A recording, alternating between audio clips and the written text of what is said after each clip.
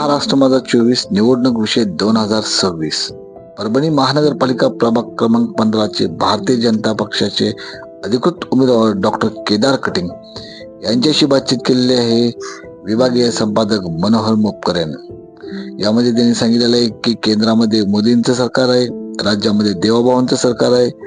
त्याचप्रमाणे प्रभाग क्रमांक 15 मध्ये सुद्धा भारतीय जनता पक्षाच्या उमेदवारांना निवडून द्या आणि इथं सुद्धा केंद्रातील तसेच राज्यातील योजना आहेत त्या लागू करण्यासाठी तुम्ही भारतीय जनता पक्षाच्या उमेदवारांना मतदान करा। महानगरपालिकेमध्ये आणि लोकांकडे तुम्ही काय व्यवस्था करणार आहेत? नमस्कार, मी डॉक्टर केदार लक्ष्मणराव कटिंग प्रभाग 15 मधून पुण्या पुरुष गटातून उभा आहे। भारतीय जनता पार्टीचं केंद्रामध्ये नरेंद्र मोदीजींचं भक्कम सरकार आहे। महाराष्ट्रामध्ये माननीय मुख्यमंत्री देवेंद्रजी फडणवीस यांच्या नेतृत्वात सरकार आहे।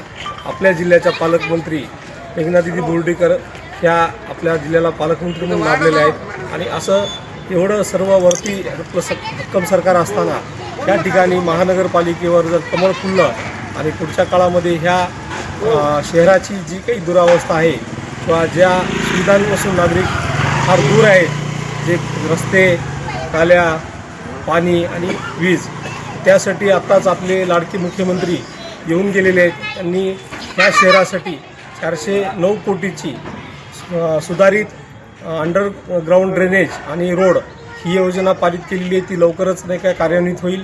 त्यानंतर ह्या शहराला स्वच्छ पाणी पुरवठा मिळण्यासाठी आपल्या येलदरी धरणातून पाईपलाईनद्वारे इथं पाणी येईल, जे की अगोदरचं पाणी राहटीहून येतं आणि त्यामध्ये आपल्या धामुड्याचं पाणी जाऊन दूषित करतं। असं दूषित पाणी टाळून आपल्या आरोग्याची काळजी घेण्यासाठी डायरेक्ट येलदरी धरणातून मुंबईच्या धर्तीवर आपल्याला पाणी पुरवठा केला जाईल आणि इथल्या नागरिकांसाठी अनेक सुविधा पुढच्या काळामध्ये सरकार देतच आहे, त्यापुढेही देत राहील।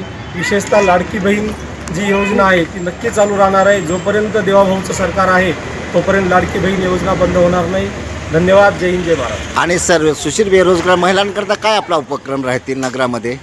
सुशिक्षित महिलांसाठी, बेरोजगार महिलांसाठी आताच आपण लखपती दिदीच्या स्वरूपानं अनेक छोटे छोटे स्टार्टअप सुरू करण्यासाठी हे करत आहोत। आपल्या जिल्ह्याच्या पालकमंत्री यांनी आपल्या महाराष्ट्रामध्ये सगळीकडेच त्या पद्धतीनं लखपती दिदींचं काम चालू आहे। आपल्या जिल्ह्यातही 1 लाख लखपती दिदी करण्याचं उद्दिष्ट आपल्या पालकमंत्र्यांनी ठेवलेलं आहे। त्यापैकी शहरातही अनेक छोटे छोटे महिलांचे उद्योग सुरू होतील, स्टार्टअप सुरू होतील।